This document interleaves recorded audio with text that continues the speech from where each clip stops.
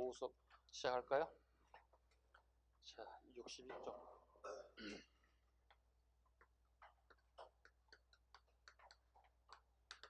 네, 신라에 관련된 부분 시작합니다. 자, 보겠습니다.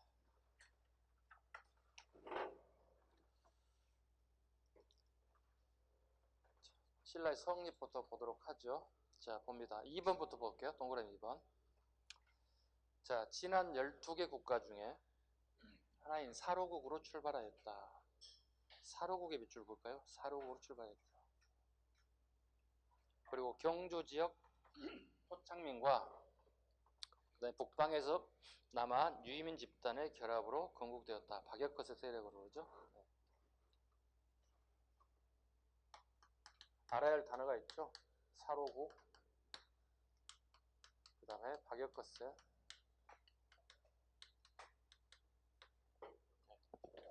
처음 출발은 사로로 출발했다는 거죠. 언제 명칭이 이렇게 바뀌었을까요? 궁금해 하겠죠. 출제자들이. 언제 신라로 바뀌었어요? 국호가 신라로 바뀐죠? 지증왕. 이유는요? 이유. 자기 마음인가? 바꾸고 싶으면 바꾸는가, 왕이? 무슨 정책? 한화 정책. 한족의 문화를 받아들인다는 뜻이에요. 그러다 보니 우리 지명이 한자식 표현으로 바뀌어가는 시기. 예, 지증왕 때부터 나타나기 시작합니다. 한화 정책.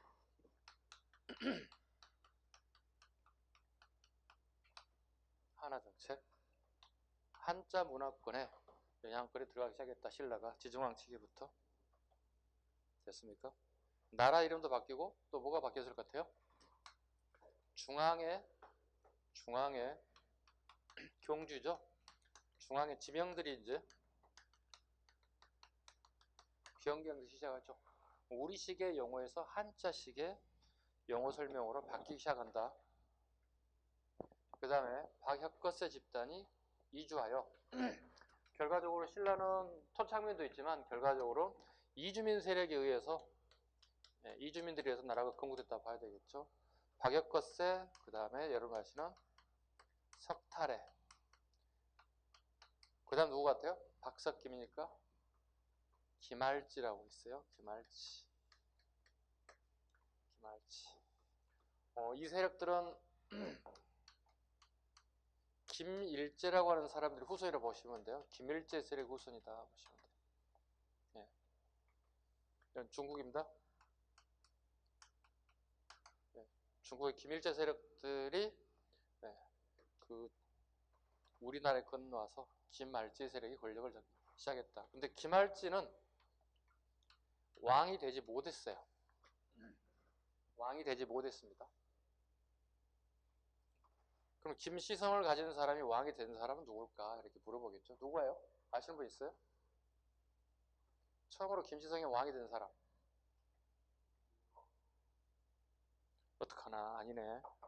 맞았으면 좋았을 텐데 아니네. 보통 우리가 말하는 미추왕인데요. 정확한 명칭은 미추마리간입니다. 그리고 김시성을 가진 사람이 한 2대 정도에서 3대까지 왕을 배출하지 못해요. 즉 그 사이에 배출되지 못했다는 얘기는 치열한 왕의 다툼에 대한 싸움이 있다는 것을 반증하는 거고요. 그리고 나서 이제 뇌물마리간 시기 이후부터 김시성을 가진 사람이 왕위를 계승해요. 김시성을 가진 사람들이 왕위를 계승한다. 시험 문제 되기 딱 좋죠. 그죠? 김시성을 가진 사람이 처음으로 왕위를 계승한 것은 뇌물마리간이다. OX? X. 처음 김시성 왕을 가진 사람은 누구라고요? 미추마리간. 미추마리간이다. 시험 문제 함정파기 딱 좋은 문제들입니다. 그 다음에 왕의 변천 순서 한번 볼까요? 그 앞글자만 따서 한번 외워볼까요? 거, 차, 이, 마, 왕. 다 외우셨죠? 거차 이마 왕. 자, 거서 간이죠. 거서 간. 차차웅. 이사금. 마립간. 중국식 왕어가 사용되기 시작하는 거죠. 중국식 하나 정책 쓰신 분 누구예요, 여기? 그렇지. 지중왕 때부터 이제 지증왕이라는 단어들이 나타나는 거죠. 자, 공통점 한번 찾아보겠습니다. 비슷한 글자 한번 찾아볼까요? 거서간, 마립간. 무슨 뜻 같아요? 이거 한번 읽어보실까요? 칸이죠. 칸은 어디에 쓰는 용어들이요? 유목민들 짱을 얘기하는 거예요. 아유, 그러면은 얘네들이 전부 다 어디서 온 애들이에요? 중국 북방, 한족이 아니라 중국 북방 민족들이 우리나라를 건너와서 신라 동쪽에 권력을 잡게 됐다, 이런 뜻으로 해석할 수가 있어요. 거서간, 마립간 전부 다 칸의 유래다 보시면 돼요. 됐죠? 그 다음에 차차웅. 차차웅은 무당의 의미를 가지고 있어요. 무당의 의미를 가지고 있고요. 이사금, 이거 연장자란 뜻이에요. 연장자. 칸은 뭐예요? 결과적으로 부족장이라는 의미를 가지고 있죠. 그죠? 신라가 처음에 부족 국가로 출발했다는 것을 단적으로 보여주는 거죠. 몇 부족 연맹체라고 그랬어요? 6부족. 6부족 연맹체. 6부족 연맹체. 자, 이렇게 순서로 간다는 것 정도 알았어요? 암기하셔야 돼요. 거, 차, 이, 마, 왕. 이 정도는 가장 기본적인 것들은 암기 필요합니다. 자, 고대국가의 발전에 이제 왕들의 업적들을 또 살펴보죠. 오늘 하루 종일 왕들에 대한 업적을 살펴야 되는데 듣고 나면 어떻게 할까요, 여러분들이? 이놈이 저놈 같고 저놈이 이놈 같고 다 헷갈려, 그죠? 복습하지 않으면 힘들어요. 그래서 한국사도 최소한도 수업 끝나고 독서실 같은 데 1시간 정도로 최소 복습하시고 나머지 영어 시간 공부 들어가시라는 얘기 부탁을 드리는 이유가 그겁니다. 아셨죠? 제발 그리고 문제 좀 풀세요. 하품 모의고사 나갈 때 좀 안 보더라도 좀 사서 좀 풀어. 선생님이 정성들을 만들어내잖아. 나 이거 수업 끝나고 내일 아침 또 수업 나가야 되잖아요. 그죠? 오늘 저녁에는 제가 집에 들어가게 되면 11시에요. 가서 씻고 뭐 하고 나면 이거 만들 시간이 없어요. 케어돼요. 내일 아침에 또 갔다가 내일 아마 저녁 시간쯤이나 또 열심히 또 만들어서 보내드려야 할 텐데 보세요. 보시는 게 좋을 거예요. 여러분들 공부 실력을 일치월장하는 데 가장 좋습니다. 자, 왕 순서 첫 번째 갑니다. 뇌물 마립간 가도록 하겠습니다. 뇌물 마립간. 자, 시대 한번 봐볼까요? 4세기 후반부터 5세기 초까지입니다. 뇌물 마립간은 4세기 후반부터 5세기 초까지 인물입니다. 보겠습니다. 김시성에 의한 왕위 세습이 확립이 됐다. 확립의 밑줄 그을까요? 확립.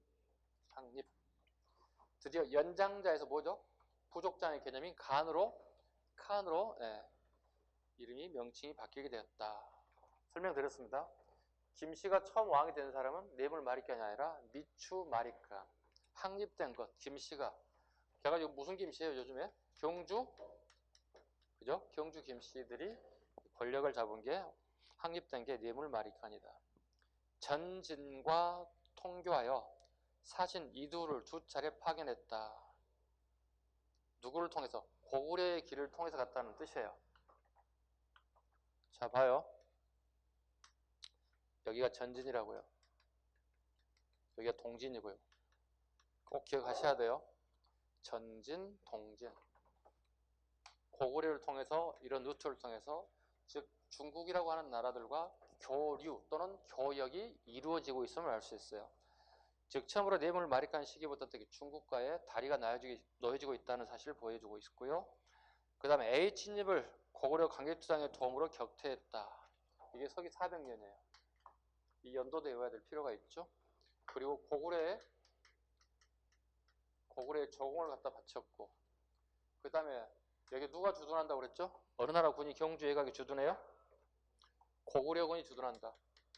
고구려군이 주둔한다.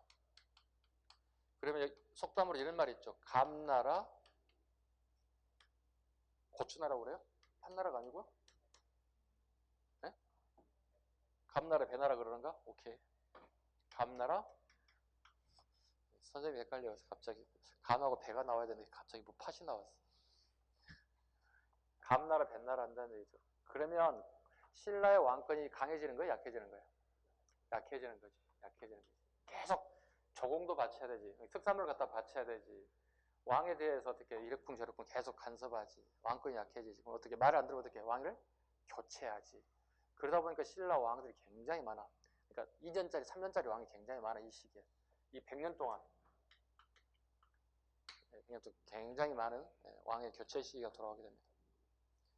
그 다음에 네 번째. 고구려 군대가 한동안 신라 영토에 주둔했다. 고구려의 간섭을 받았다. 중요한 지문이죠. 요즘에 트렌드에 뜨는 지문입니다. 시험에 대한 지문입니다.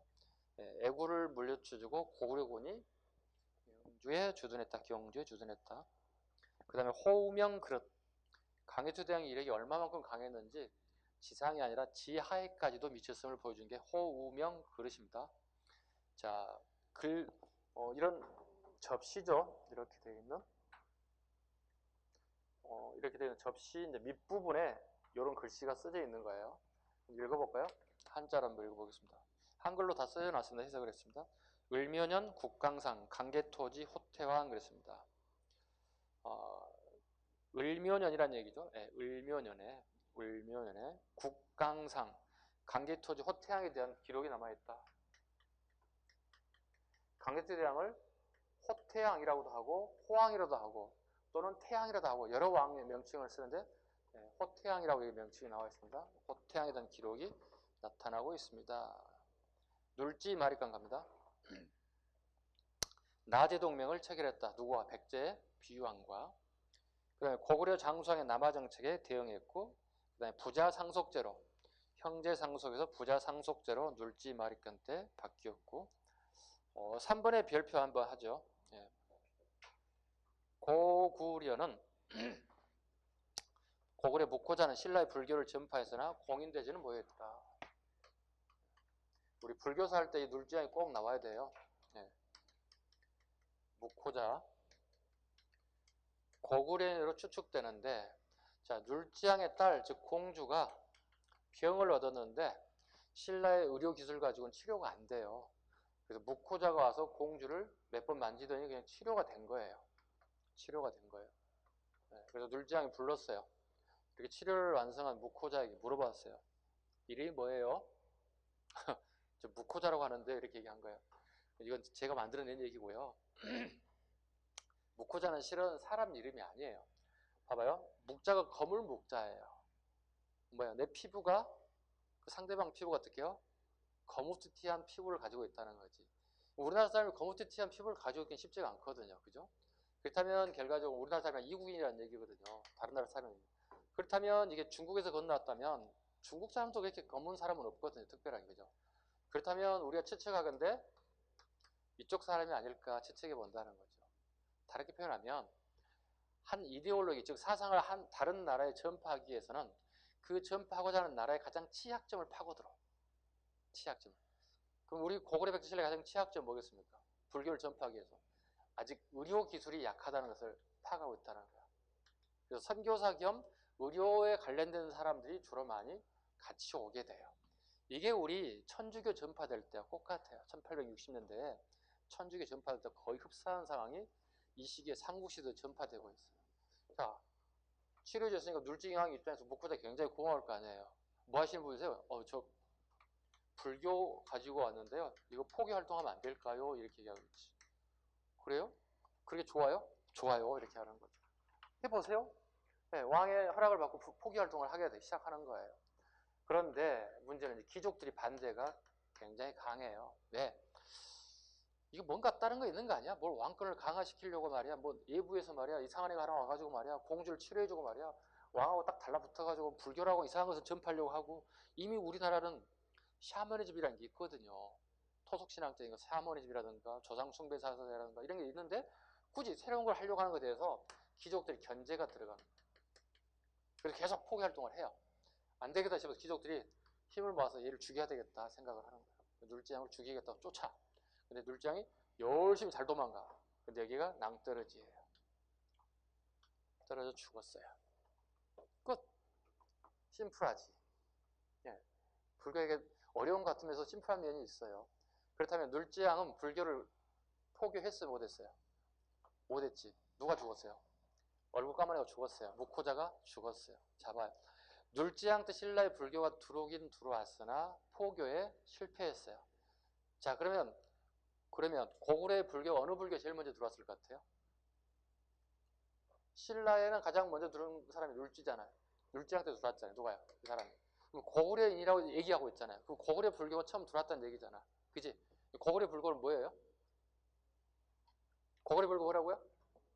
오, 좋아요. 좋아요. 예. 고구려 불교가 삼론정이에요. 삼론정이라 혹시 결석을 하였거나 그 차후의 수업을 들으신 분들 위해서 삼론정에 대해서 설명을 합니다. 석삼자, 이론, 논자. 이론이 몇 가지란 뜻이야? 세 가지란 뜻이. 백년설, 공론, 십년설. 자, 다 줄여서 적었습니다. 좀 제목이 길어지니까 줄여서. 그럼 백년설은 우리나라에 안 들어와요. 이것도 안 들어와요. 우리나라에 들어온 거 뭐죠? 이게 들어왔어요. 한자 꼭 적어놔야 필요가 있어요. 비일공자, 텅 비어있다. 이런 뜻이에요. 이게. 이 세상은 꽉 차 있어요? 텅 비어있어요? 비어있다고 이렇게 하고. 누가 주장하고 있어요, 이거?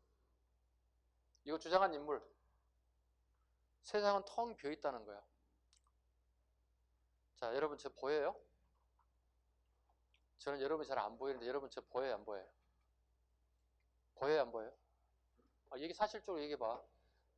보여요? 안 보이시는 분? 안 보인다고 하시면 거짓말하고 있는 거 보이는 거잖아요. 그치? 그런데 부처님한테 물어봤어요. 이 세상은 어떻게 되어 있나요? 텅 비어있지. 이 세상에 진리는 있나요? 물어봤어요. 진리가 뭔데? 진리의 기준이 뭐야? 이렇게 반문하게 되면 굉장히 어렵죠. 그죠? 여러분에게도. 진리가 있나요? 진리 있죠. 진리가 뭐예요? 글쎄요. 기준은 뭔가요? 글쎄요. 네, 부처님이 이미 다 깨우쳤어요. 그래서 세상은 텅 비어있다. 부정하는 것 같아요? 긍정하는 것 같아요? 부정론이에요. 그래서 고구려의 공사상, 삼론정. 삼론정은 세 가지인데 그래서 고구려를 공론과 같은 말로 쳐요. 그냥 세 가지 중에 고구려는 공론이기 때문에 공론 또는 삼론설 같은 말로 표현해요. 즉 부처의 사상이 제대로 전파된 것은 고구려예요. 고구려 백신라 중에서. 이건 부정론이라고 불러요. 부정론이라고 불러요. 꼭 기억해 두셔야 돼요. 왜냐하면 불교사 갈 때 긍정론과 부정론에 관련된 부분을 얘기할 거예요. 그리고 이걸 하나로 딱 정리한 사람이 딱 등장해요. 누구예요? 시험에 너무 잘 나온 사람? 원효대사예요. 긍정과 부정을 하나로 통합했어요. 뭐라고요? 사람은 마음먹기 달렸대요. 일체 유심조. 일명 줄여서 두 글자를 줄여서 일심사상. 불교가 좀 어렵군요, 여러분들이. 네. 불교에 여러분들 수업을 하다 보면 우리 학생들이 이렇게 선생님 불교 지약인데요. 지약이라니? 지약은 지들이 먹는 약이잖아. 예, 그걸 제가 먹는 것처럼 불교만 들으면 제가 거의 꼬리를 세울 수가 없습니다. 이렇게 불교가 어렵습니다. 이렇게 쉽지가 않죠. 네, 쉽지가 않죠. 천만다행인 것은 선생님이 불교 공부를 좀 많이 하신 분이라서 여러분이 전파를 해줄 수 있을 것 같아요. 여기까지 하겠습니다. 자, 그래서 고구려 하나만 잡고 가죠. 신라의 불교 처음 들은 것은 고구려 불교가 들어왔다. 됐어요?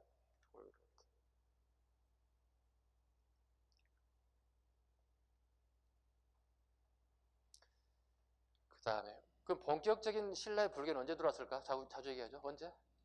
나제 동맹 때. 나제 동맹 때 들어와요. 나제 동맹 때 들어왔다는 얘기가 되면 백제의 불교가 신라로 건너왔다는 뜻이 되는 거지. 그지? 그잖아. 그럼 백제의 불교를 또 뭔지 알아야 되잖아요. 백제의 불교는 뭐예요? 율종입니다. 율종입니다. 스님들이 지키게 할 율법이에요. 하지 말라는 거 150가지, 200가지 이걸 율종이라 불러요. 율종입니다. 그래서 신라인들은 구분하기 위해서 율종이라 하지 않고 뭐라 부른다고요? 계율종이라 한다. 그럼 세 가지 정리가 됐네. 고구려 불교 뭐라 불러요? 공론. 백제는요? 율종. 신라는요? 계율종. 야, 기본은 잡혔어 이제. 하나씩 기본 잡히고 난 다음에 불교 들어가면 여러분들이 재밌어요. 재미없겠지, 여러분들한테. 불교를 재밌어 하면 굉장히 재미있고 수업 진도도 빨라지고 질문도 많아져요. 저한테 불교가 이렇게 재밌었나요? 흥미진진한데요? 이렇게 얘기하는 경우가 있습니다. 자, 위마리간 갑니다. 수도의 방리명을 정함으로써 기존의 육부를 개편, 행정 단위로 강행했다. 예, 그러니까 육부, 부족 개념에서 행정 단위의 개념으로 넘어왔다는 거예요. 부족 단위에서 이제 정식 우리나라의 개념인 행정의 단위로 넘어온 게 자비마리간, 소지마리간 갑니다. 소지마리간 요즘에 잘 나와요. 별표 한 2개 하겠습니다. 자, 백제동성왕하고 결혼동맹 맺었고, 백제동성왕이 혼인을 청하자 이찬 비지의 딸을 보내 결혼동맹을 맺었습니다. 그 밑에 게 잘 나옵니다. 우역에 밑줄 긋습니다. 우역 별표하십니다. 우역.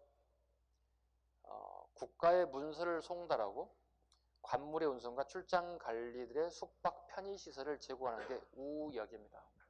자, 쉽게 해서 이거예요. 현대에 비유해보자면 청와대에서 어떤 행정적인 서류를 처리하고 명령하는데 저기 제주도까지, 저 경상도, 전라도 지역까지 어떤 연락을 하고 싶어요. 예전에는 통신시설이 거의 없잖아요. 그죠? 결과적으로 사람을 보내는 방법밖에 없어요. 근데 사람이 서울에 출발해서 제주도까지 쉽게 가지는 못해요. 쉽게 속된 말로 배 타고 바다 건너 물 건너 가야 되잖아. 한 달, 2달 넘게 걸린다고. 많게는 6개월 걸려, 제주도까지 가기 위해서는. 육지인 경상도 지역과 전라도 지역을 가던 손치라도 상당한 시간이 필요한 거예요. 걸어서 가기 때문에. 이때 처음으로 이제 우역이라는 걸 설치했어요. 중간중간에 요즘 같으면 숙소, 공무원들 하룻밤 묵고 갈 수 있는 숙소를 중간중간에 놓은 거예요.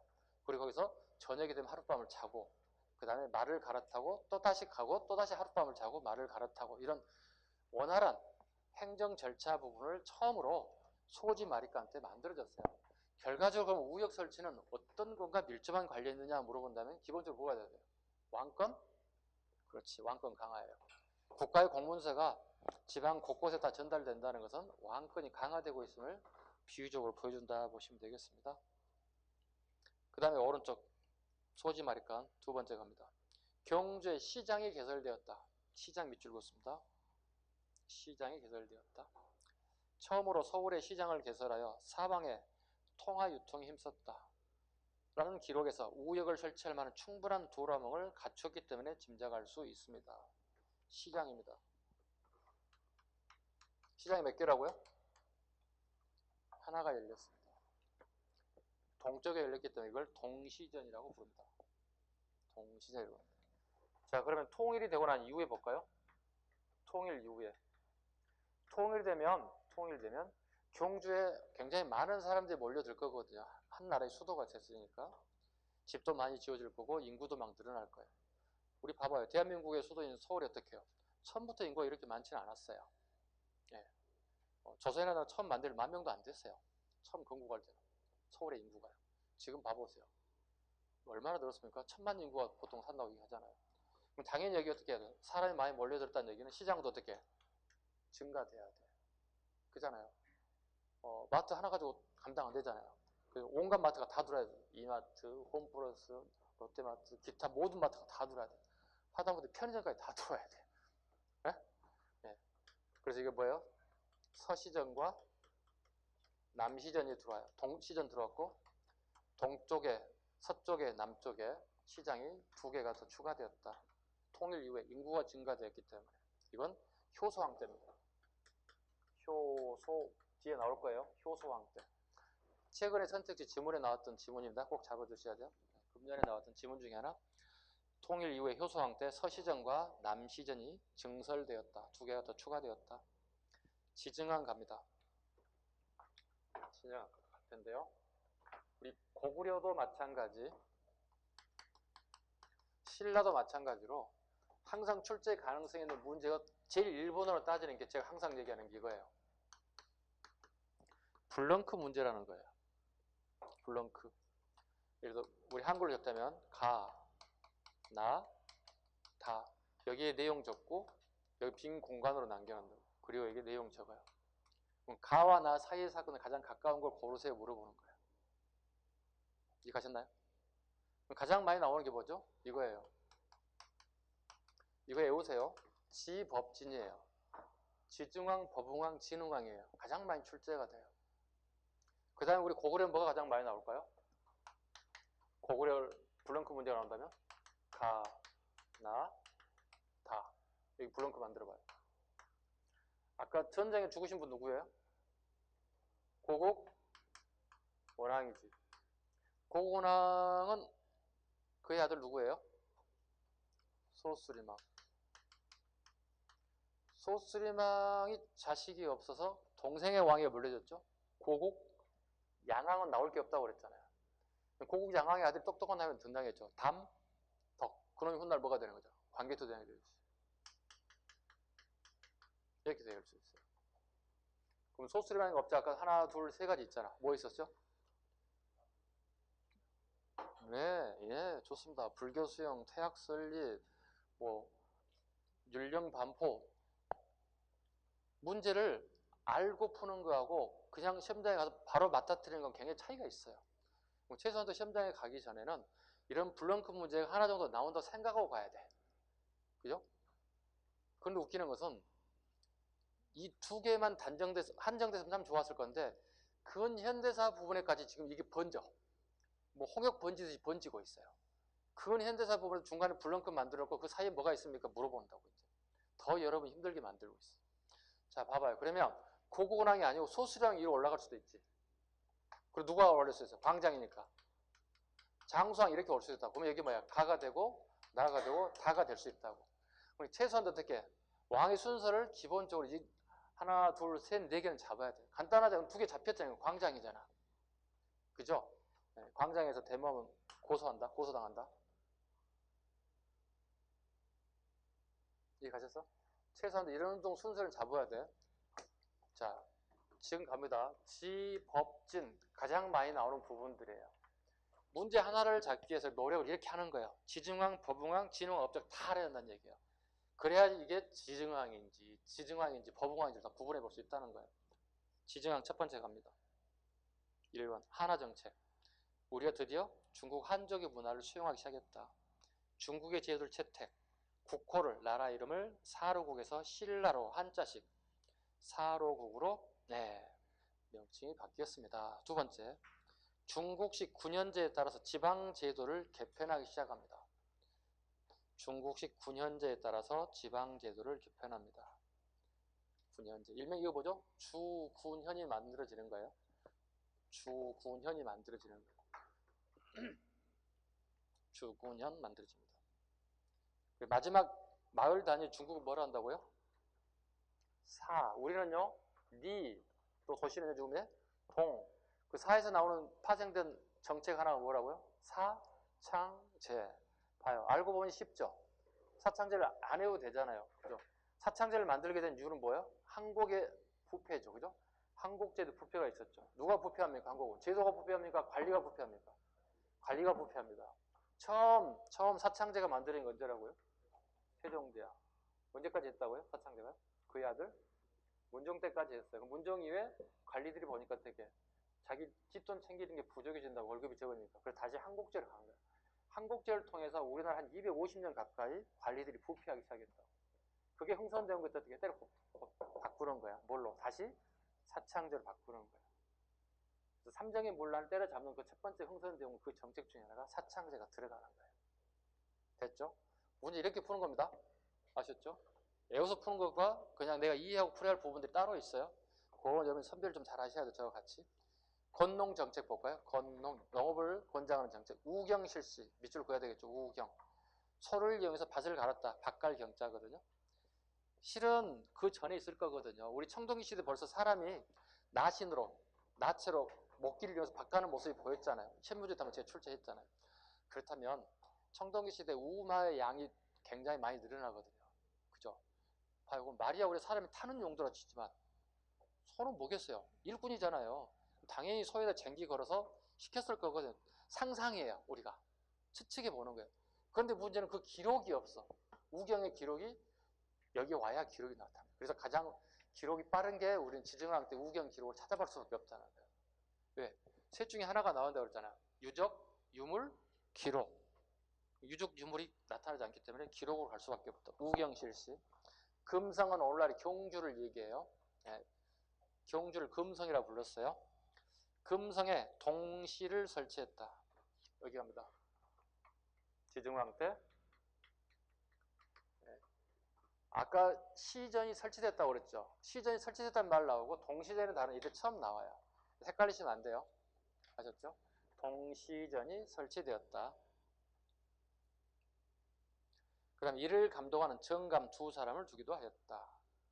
우상국을 복속하고, 우상국을 오늘날 울릉도 독도를 얘기합니다. 복속하고, 실직주 삼척 오늘날입니다. 실직주 군주 이사부를 파견하였다. 이사부를 파견하였다. 그래서 복속시켰다는 얘기죠. 협박했던 얘기는 아시죠? 뭘로 협박했다고 그랬죠? 항복하지 않으면 이걸 풀어놓겠다. 아주 무서운 정글의 왕 사자를 풀어놓겠다 이렇게 얘기했어요. 울릉도인들한테. 항복하지 않으면 사자를 풀어서 여러분들에게 제압하겠다. 이 얘기는 무슨 얘기냐면 두 가지 의미를 가지고 있습니다. 사자를 풀어놓겠다는 얘기는 항복하지 않으면 무력으로 강제적으로 진압하겠다. 전쟁을 통해서 진압하겠다는 거라고, 둘째 의미는 그 시기에 우리가 사자의 존재를 알고 있었다는 거예요. 우리나라에 사자에 살고 있지 않잖아요. 그죠? 그러면 사자의 존재를 알았다는 얘기는 신라인들이 이 시기에 폐쇄적이에요, 개방적이에요? 그렇지. 개방적인 의미를 가지고 있어요. 옆에 여백에서 적습니다. 사자 적으시고요. 네. 사자, 첫 번째 사자가 나온 이유는 상대방을 겁을 주는 것, 겁박하는 것. 그럼 사자가 나왔다는 것은 신라가 폐쇄적이지 않고 개방적 사회임을 갖다가 단적으로 보여준 두 가지 면이 보이고 있다. 사자로 겁박을 하는 부분과 개방적이다는 거 하나 보여주고 있습니다. 순장을 금지하였다 그랬습니다. 네, 순장을 금지하였다. 순장을 금지했다. 이유는요, 부족장이 죽으면 그 밑에 사람 전부 다 죽이는 거잖아요. 같이 매장하는 것들이잖아요. 이건 죽이는 것보다 차라리 뭐가 더 낫다는 얘기죠? 네, 노동력을 가져가는 게 훨씬 낫다는 거야. 노동력을 보존하는 게 훨씬 낫겠다. 그 다음에 불교가 영향을 받았다 봐야 돼요. 불교의 영향도 미진하지만 불교의 영향도 조금은, 많지는 않지만 조금 영향을 받았을 것이다. 그 다음에 북위의 사신을 파견하였다. 북위의 사신 파견해서 즉 중국과의 교류를 지속적으로 하고 싶었다는 거. 북위는 여러분 이치를 다 아실 거니까 충분히 이해할 거고요. 누구를 통해서 갔을 것 같아요? 어느 나라를 통해서 북위로 간다는 것은? 고구려겠죠. 네, 고구려와 관계가 아직 괜찮습니다. 자, 집업진에 이제 법웅안 가겠습니다. 많죠? 제도의 정비 보겠습니다. 처음으로 중앙부서에 병부를 설치했다. 자, 법웅왕입니다. 꽤 많습니다. 병부를 설치했다. 신라는 아까 몇 부족이라고 그랬죠? 6부족이에요. 얘네들 특징이 뭐죠? 전부 사병을 거느리고 있다는 거야. 사병을. 자, 그럼 전쟁을 하려 치면 왕이 어떻게 해야 되죠? 6부족 장들에게 군사 5,000명씩만 보내주세요. 5, 6, 30, 3만 명을 만들 수 있는 거야. 병사만 가지고 싸울 수 없지. 뭐도 보내야 돼. 군량미도 같이 보내줘야 돼. 한 달 싸울 거예요? 일주일 싸울 거예요? 군량미가 달라질 거 아니에요. 왕이 어떻게 해야 돼요? 전부 다 공문서도 보내야 되고 육부족들 다 초대해가지고 식사하면서 이번에 백제와 한바탕 붙어야 되는 5천씩만 보내주세요. 그러면 귀족들이 뭐라 그럴까요? 그렇게 하세요입니까? 그러셔야지요. 아니되옵니다 그럴까요? 아니되옵니다 무조건 하진 않아요. 자, 정치는 기브 앤 테이크예요. 예나 지금이나 주고받는 거예요. 일방적으로 주거나 뺏기는 건 아니에요. 절대로. 일방적으로 주거나 뺏기기 때문에 전쟁이 일어나는 거죠. 자, 군사 5,000명하고 군량미 만석 보낼 거예요. 자, 이걸 준 다음에 당신은 나에게 뭘 줄 건데요? 우리에게 이익이 되는 건 뭔데요? 왜? 사병이에요. 얘들이 먹이고 키워냈던 애들이에요. 전쟁 때가 5,000명 다 죽으면 누가 그걸 보상할 거예요? 왕이? 보상 못 하잖아요. 그래서 항상 모집하기 전에 기브 앤 테이크를 물어보는 거예요. 뭐 주실 건데요? 왜 달라고 하세요? 주실 거 뭐예요? 따져본다는 거예요. 자, 그럼 왕이 굉장히 불편해졌죠. 어떤 작전을 하나 개시하거나 전쟁을 하려면 굉장히 부족장들의 눈치를 봐야 되고 허락을 받아야 되는 상황이잖아요. 근데 처음으로 뭐가 만들어진 거죠? 병부가 만들어졌잖아요. 원래 지금 국방부가 만들어진 거예요. 쉽게 얘기해서. 요즘 지금 국방부가 만들어진 거예요. 국방부가 만들어졌다는 얘기 뭐가 되는 거예요? 국방부에서 어떻게 해요? 우리 군을 총괄하는 거 아니에요 지금. 그죠? 국방부의 총괄, 육부의 군군을 다 총괄하는 거잖아요 우리나라에서. 북방구에서 어떻게 해요? 그 사병들을 다 컨트롤할 수 있게끔 중앙관청이 만들어지기 시작했다는 거예요. 그만큼 뭐야? 이 시기에 왕권이 강화되고 있음을 보여주는 거예요. 외우세요. 가끔. 이게 지금 이렇게 가버리면 나중에 병부 설치가 지증왕인지 법왕인지 진흥왕인지 몰라요. 여러분들 시험장 가시면요. 지금 공부할 때 딱 외워버리셔야 돼요. 한번 봐볼까요? 우리가 한글은 참 특이한 게 자음과 모음으로 구성되어 있어요. 그죠? 이렇게 잡으시면 돼요. 비읍, 비읍이에요. 절대 잊어먹으면 안 돼요. 법흥왕, 비읍. 법흥왕의 비읍. 병부의 비읍. 비읍 잡으시면 돼요. 자음만 딱 잡으시면 해결할 수 있어요. 제가 문제 풀 때도 그렇게 얘기할 거예요. 비읍, 비읍입니다. 그럼 여러분 저하고의 약속이기 때문에 문제를 풀어야 돼요. 두 번째 갑니다. 율령반포. 율령반포. 법 나오면 무조건 법흥왕 가시면 돼요. 법흥왕. 율령반포. 그 다음에 백관의 공복. 자비청 황이 만들었다. 또 복수 한번 해야죠. 백제는요. 자비청. 어느 왕? 고양이 색깔 알록달록. 고이왕 이렇게 오시라고요. 그 다음에 고려 어느 왕 때요? 광종 때. 색깔은요? 자단, 비녹. 이거 섞어놓는다고요. 이거 완벽하게 외우지 않으면 시험장과 헷갈려요. 그럼 틀려요. 시험장은 문제를 보다가 답이 딱 나와야 되는데 헷갈려. 이거 틀린 거예요. 시험장에서 고민할 시간 없어요. 여기서 고민하고 가세요. 여기서 미리서 고민하다 보면 어떻게 시험장 갈 때 고민거리가 없어져야 되는 거예요. 그래서 제 과목만큼은 시험 현장에 가기 전에 고민을 다 해결하자 이런 모토를 세웠어요. 여기서 해결하고 가셔야 됩니다. 그 다음에요. 우산국. 갑자기 올라갔군요. 잘못 갔습니다. 3번 17관등 마련과 골품제가 정비됐다. 17관등 밑줄긋이고 골품제 밑줄긋습니다. 17관등 골품제 가겠습니다. 자, 17관등에 대해서 다른 나라 관직도 다 알아야 되잖아요. 그죠? 자, 신라 17관등. 고구려요. 두 가지로 보시죠. 국정교과서에 10여 관등. 우리 공무원 교재 14관등. 두 개 다 나와도 맞는 거예요. 어떤 거 써도 다 맞다는 얘기예요. 두 개 다 공부하는 얘기는. 그 다음에 하나 더 있죠. 백제. 16관등. 자, 골품은 어디로 가잖아요? 골품제. 성골, 진골, 육두품, 오두품, 사두품, 다음에요. 삼두품, 이두품, 일두품. 자, 가보죠. 자, 17관등이 1부터 쭉 17관등까지 있는 거고요. 골품은 성골. 왕족끼리 하는 종내혼이라고 그러죠. 지네끼리. 사촌 오빠하고 사촌 동생하고 막 결혼하는 거야. 말도 안 되는 종내혼이죠. 왕족끼리. 그 다음에 진골. 그 다음에 육두품. 육두품 다른 말로 뭐라고 하죠? 두 글자로. 취득하기 어렵다.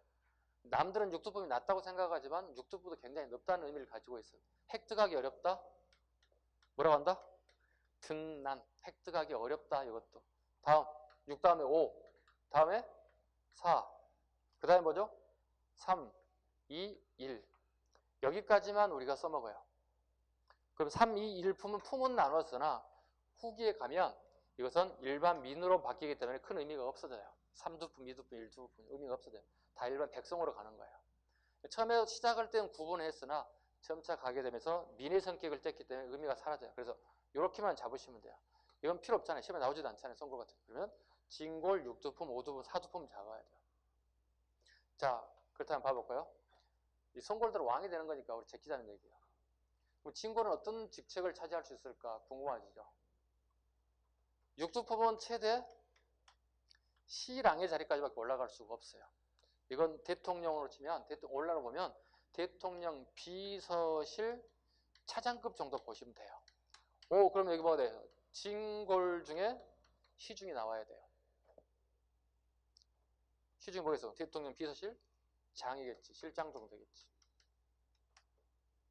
김유신 장군은 진골이에요? 육두품이에요?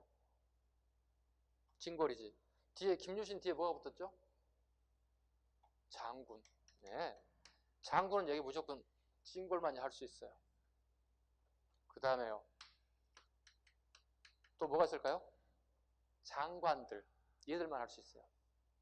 그 다음에 지방관들.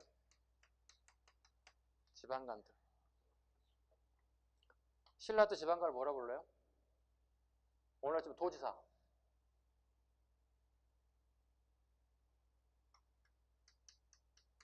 군주라 불러요. 신라시대. 군주. 이 군주면은요, 군사력과 행정을 다 컨트롤하는 사람을 군주라 불러요. 그러고 난 다음에 통일되고 난 다음에 좀 겁이 나는 게 하나 있어요. 왕들에게. 왜요? 군사권을 가졌을 경우에 반란을 획책할 수 있어요. 그래서 통일이 되고 난 다음에는 행정권만 가져가게끔 만들어요. 그리고 이걸 뭐라 불러요? 총관이라 불러요. 하대 가면요, 이걸 도독이라 불러요. 하대 가면은. 이것도 행정권만 가져가게끔 만드는 거예요.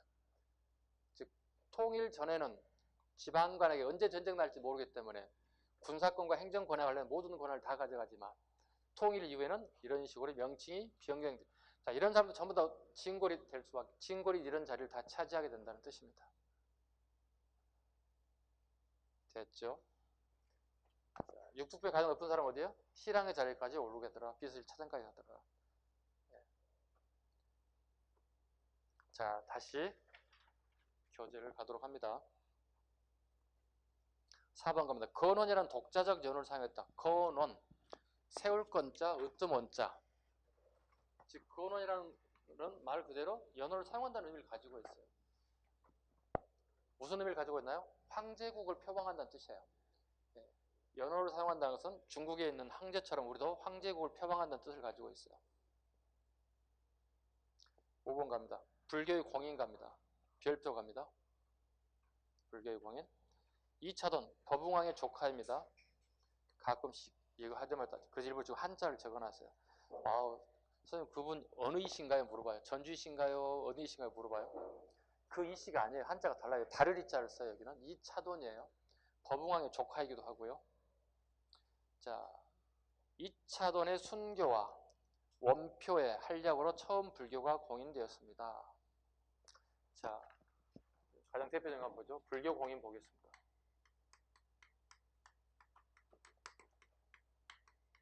아까 눌지양 때 못했던 게 이제 드디어 공인이 되게 됩니다. 자,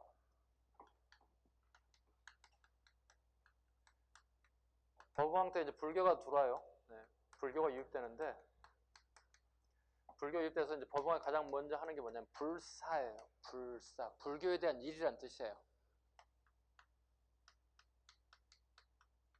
불교에 대한 일이 불사. 가장 먼저 한 게 뭘까요? 절을 짓는 거예요. 절간을 짓는 거예요. 그런데 이걸 누가 보고 있어요? 귀족들이 이걸 반대해요. 뭐 하세요? 절 짓고 있어요? 왜 지어요? 예, 불교를 좀 널리 한번 알려보려고요. 그랬더니 누구 허락 받으셨어요? 귀족들이 왕한테 협박합니다. 허락을 받아야 되나요? 당연히 허락 받아야지. 우리가 누군데? 우리가 세운 사람들이야. 우리나라를. 네가 뭔데 우리 허락받지 않고 절을 지어? 어때 왕? 자존심 깎이죠? 네, 자존심 많이 깎인 게 많이 깎이는 거죠 이거. 알았어요.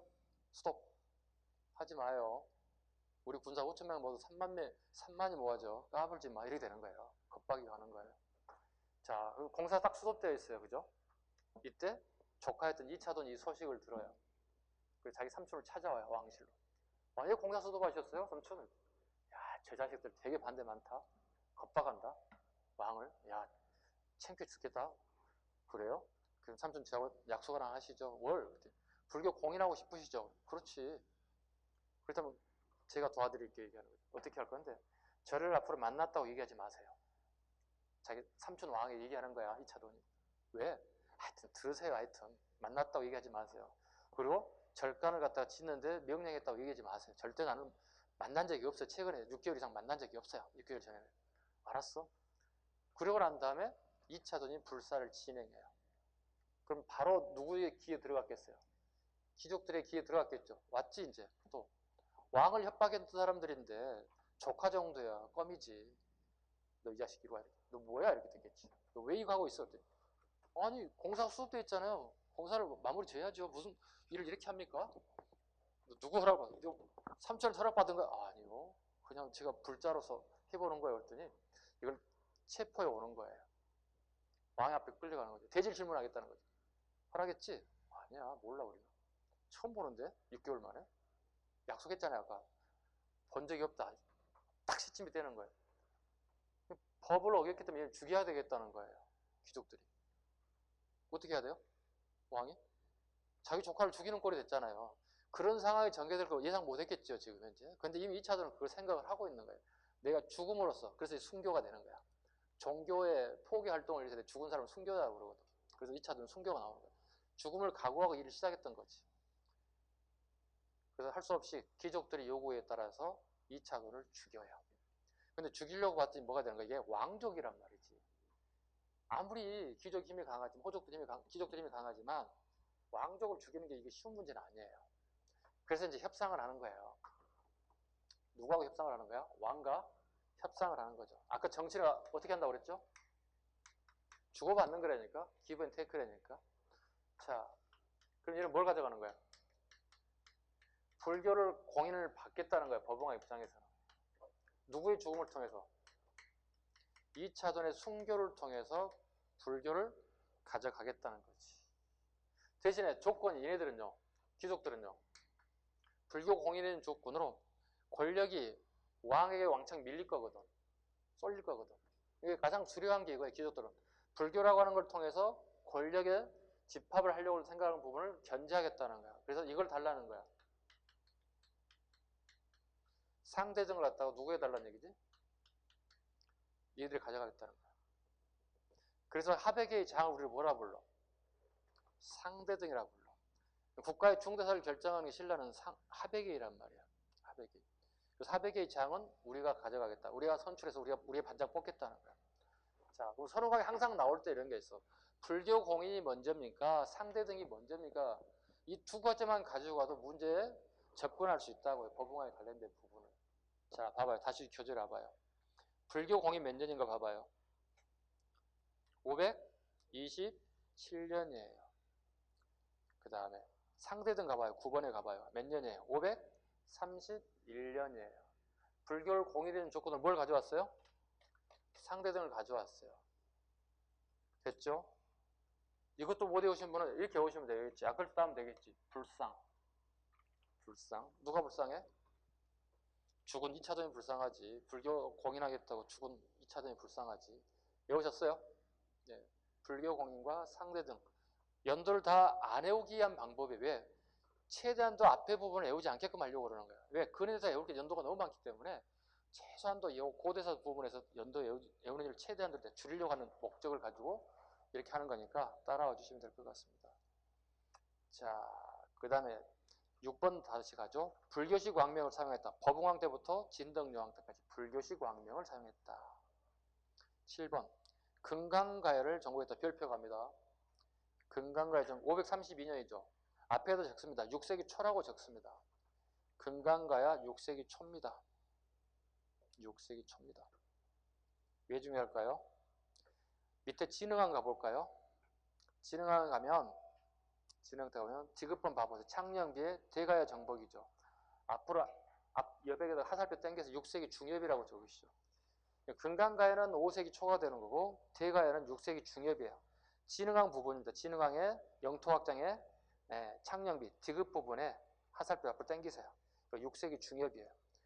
6세기 초와 6세기 중엽에 법응왕과 진흥왕 때 금강가야와 대가야가 병합돼요. 이것만 가야사에서 끊임없이 나온단 말이에요.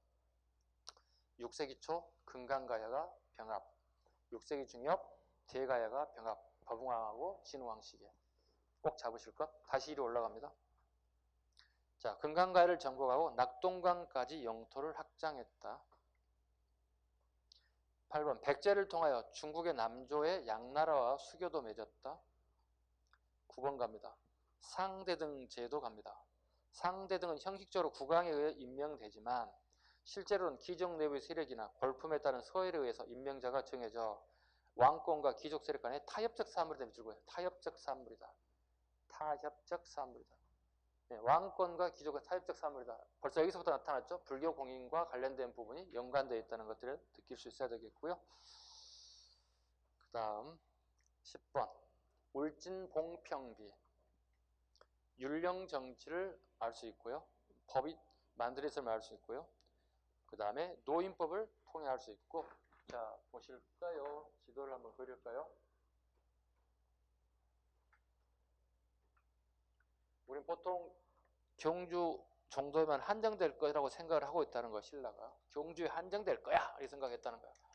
그런데 여기 울진 삼척지역, 울진 삼척지역에서 율령비가 발견된 거예요. 이걸 이제 우리가 분석해 보는 거죠. 농부가 농사를 짓는데 이렇게 쟁기를 가지고 밭을 가르게 되는데 딱 걸렸다는 거예요. 뭐가 돌이 걸린 거예요. 다시 파본 거야. 이따만 돌이, 비석 같은 커다란 돌이 있는 거예요. 어이씨 하고 옮기기 위해서 엎었을 거 아니에요.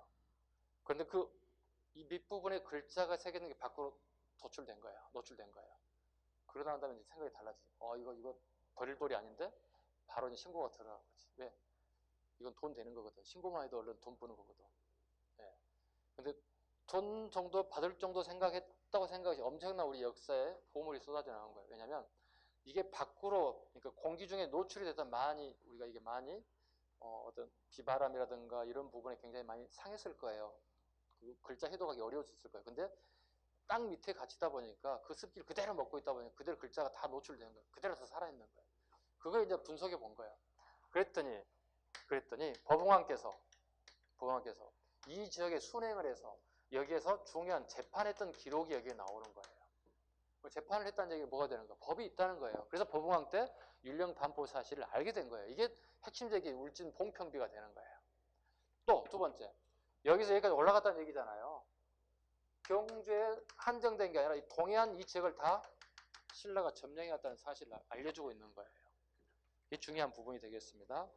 또 그 다음에 노인법에 관련된 부분이 나와 있다. 노인법, 그 노자가 무슨 노자예요? 노예자죠. 노비들 얘기할 때 그거거든요. 노예들을 어떻게 처결할 것인가, 그 법도 거기에 들어가 있다는 거고.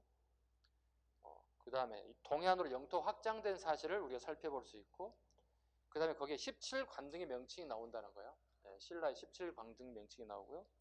그 다음에 신라의 육부의 존재가 나와요. 신라의 육부의 존재가 등장해요. 자, 그래서 신라 육부족이라는 얘기잖아요. 그래서 왕도 육부족 안에 포함되어 있어요. 근데 이제 기록을 하지 않았지만 지증왕하고 법웅왕의 육부 소속이 달라요. 아버지와 아들이잖아요. 부자지간이잖아요. 그죠? 부자지간인데 육부의 소속이 각각 달라요. 이게 지금 학계에서 논란이 되고 있고 아직 해석이 안 돼요. 아버지가 소속이 있으면 당연히 아들도 그 아버지 소속으로 들어가야 되는 거 아니에요? 부족에? 근데 달라요. 이거 풀면 박사예요. 이거 박사학위 받을 수 있어요. 네. 알고서 못 받고 있는 게 이겁니다. 네. 네. 이거 받으면 박사학위 받을 거로 알고도 있는데 못 받는 이유 중에 하나입니다. 이 시기 너무 오래되시다 보니까 자료가 너무 빈약해요. 빈약하다 보니까 아직 밝혀내지 못했어요. 다시 정리하죠. 신라의 육부가 존재하였으나 추가하자면 거기 뭐예요?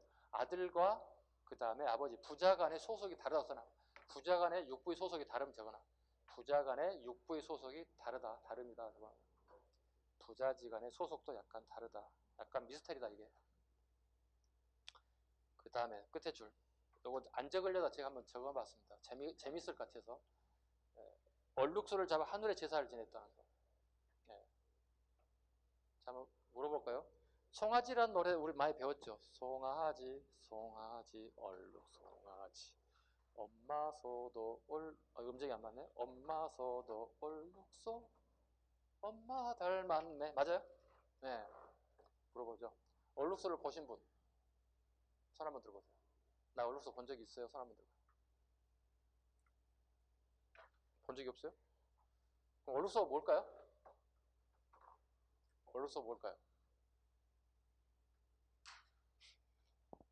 이렇게 했더니 누군가 유구 아닌가요? 젖소 아닌가요? 이렇게 얘기하더라고요.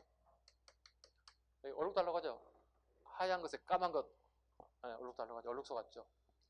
이게 언제 들어왔는데 신라 때 이게 나와요.